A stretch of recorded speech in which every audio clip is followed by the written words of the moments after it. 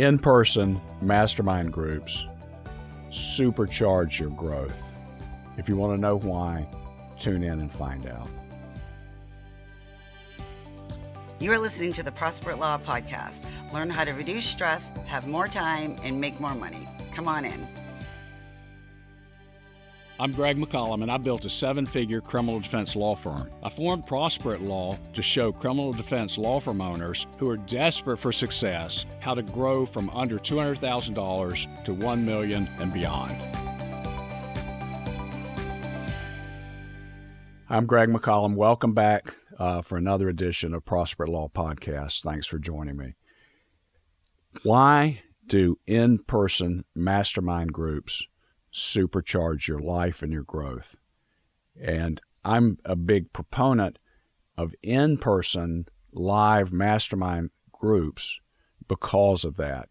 And the reason for that is it comes down to one thing: environment. Because you live in a certain environment, and that environment reflects back to you. It reflects back to you how successful you are. It reflects back to you how unsuccessful you are. And this affects your subconscious and your unconscious mind. You're getting constant feedback from that.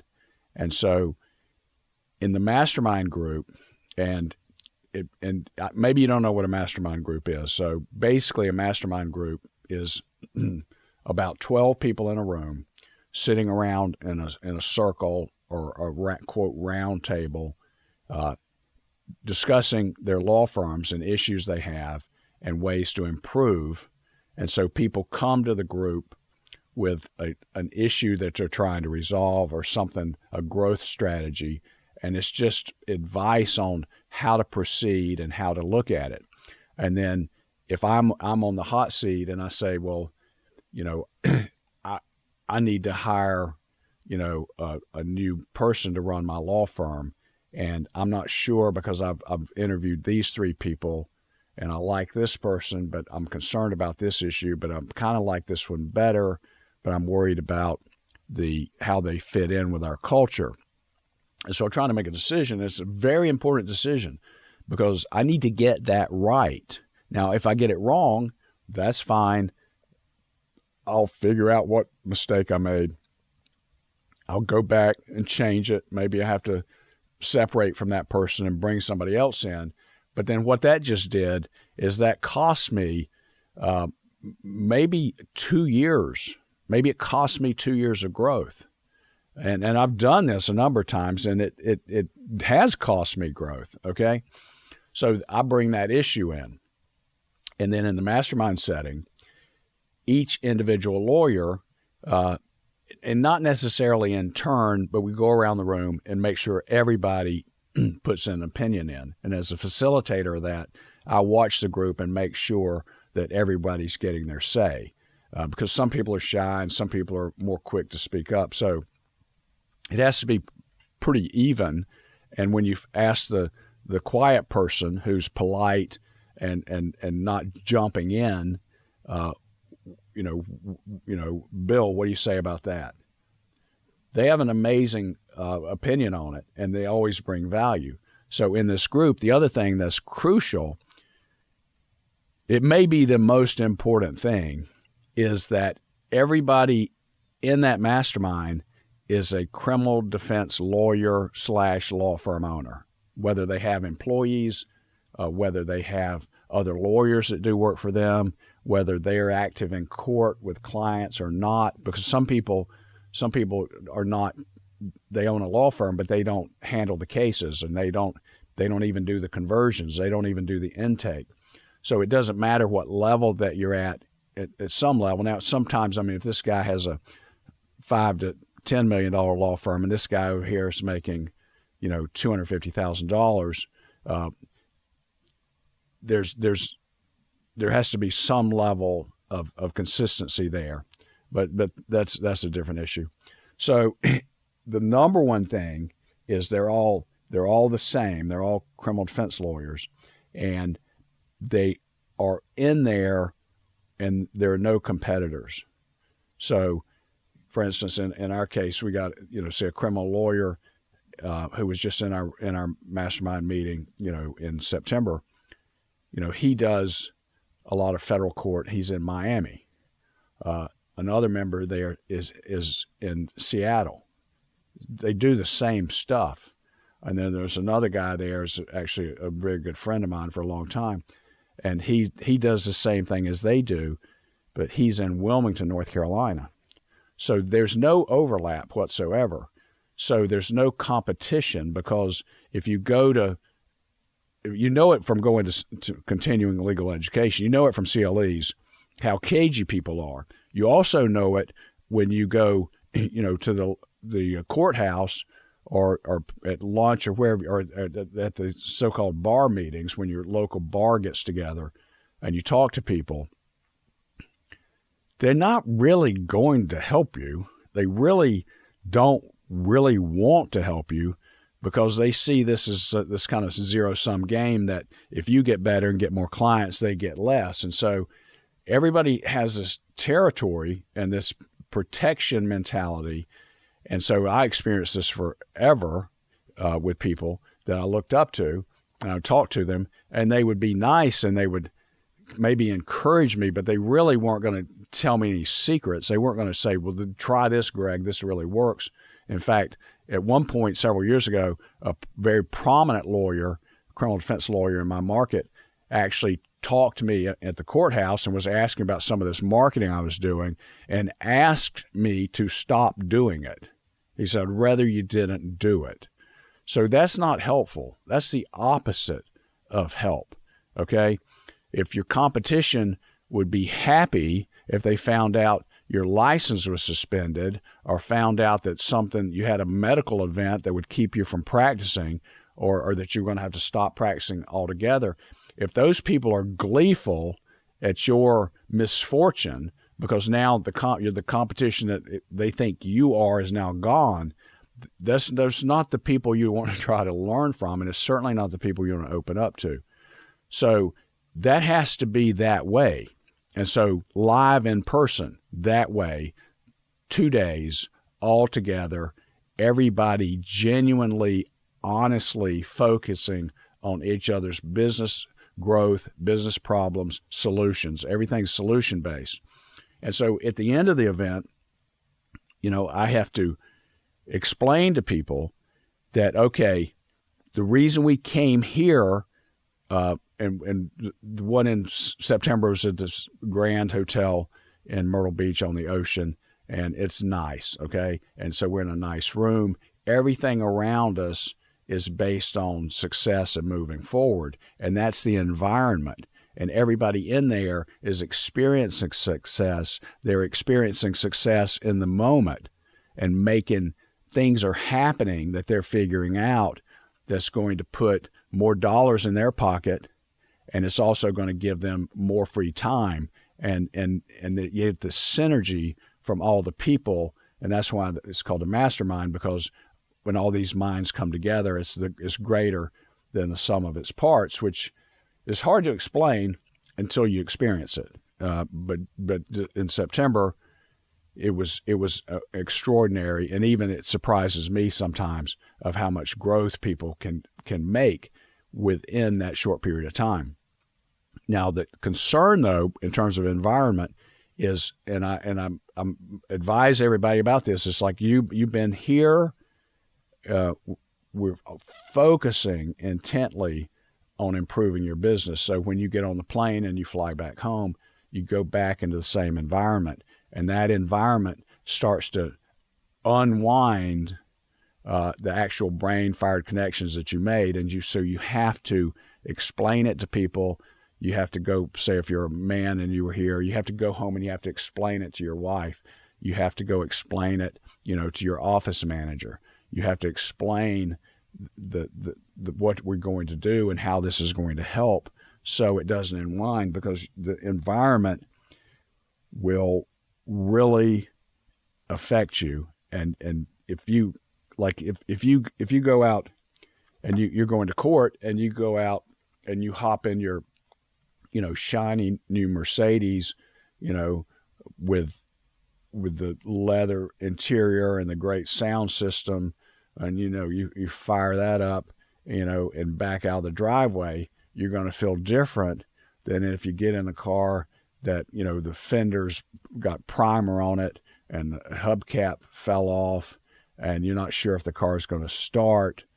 That's affecting your environment. It's telling you that you're not successful. It's telling you that you got money troubles. It's telling you that you got financial issues. Okay. Now, when the Mercedes, you may have real financial issues because you couldn't afford to buy it. Okay. But that's something else.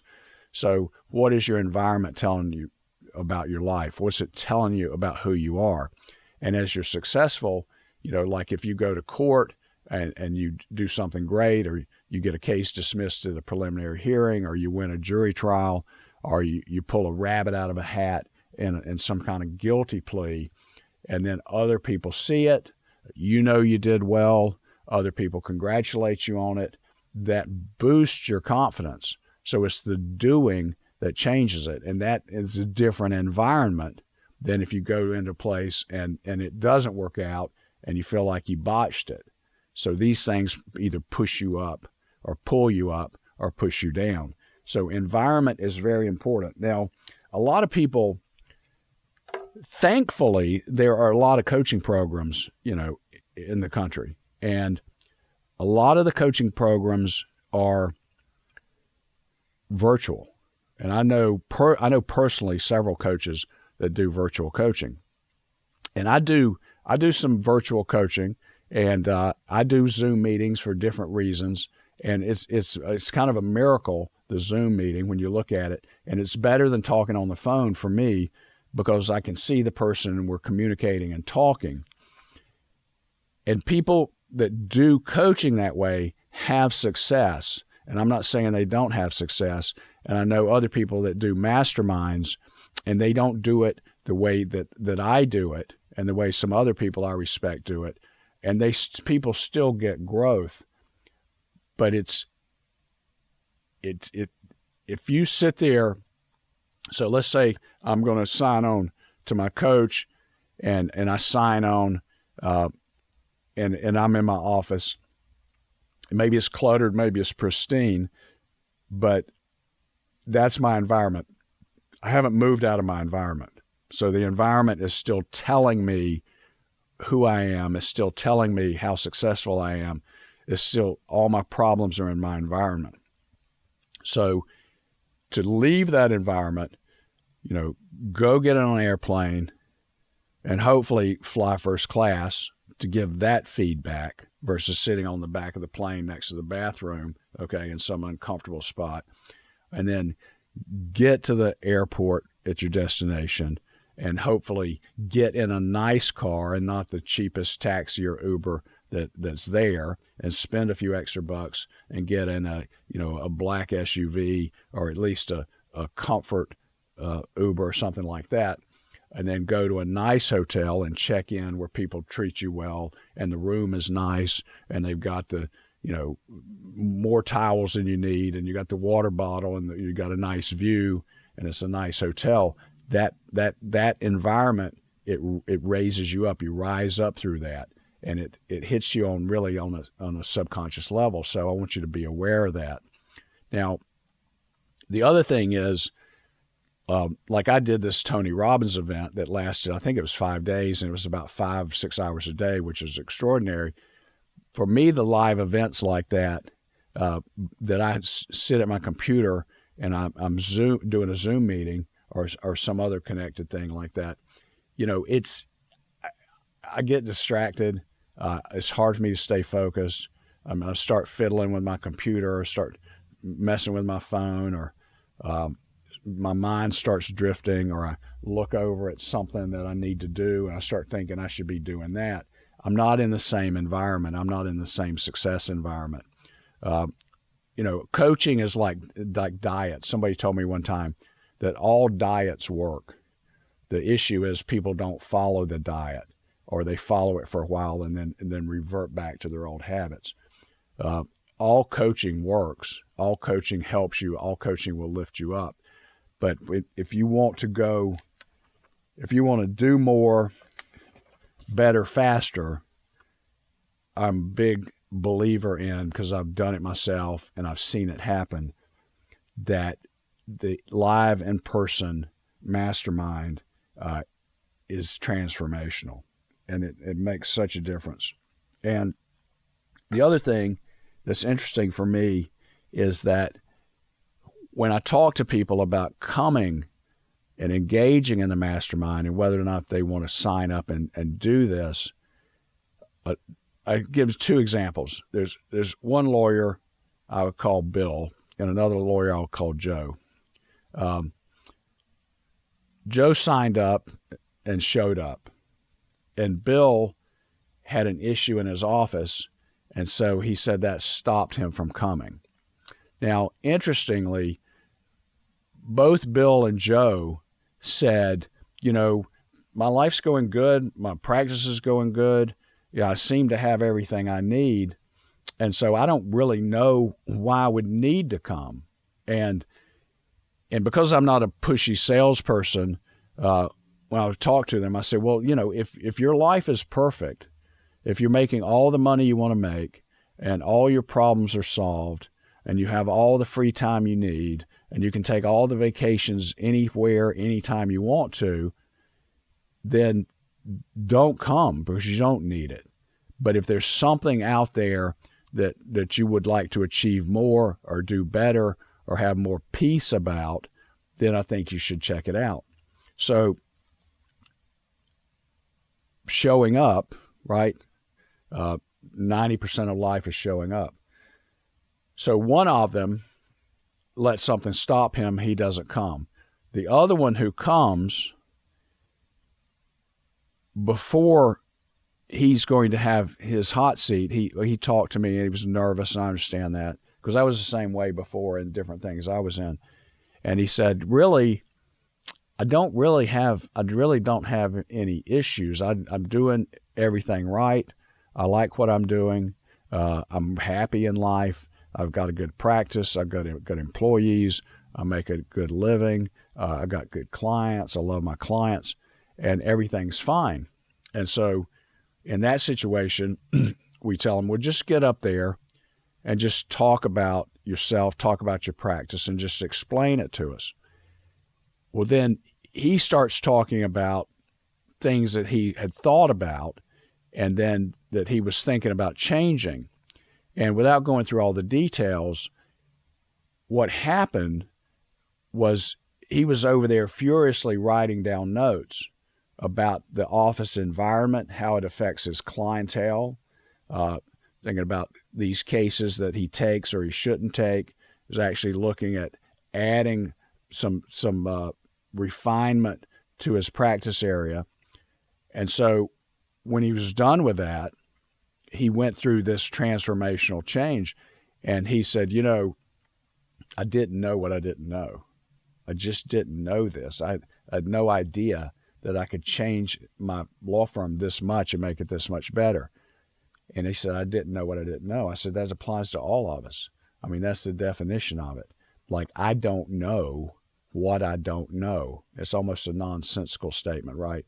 I don't know what I don't know.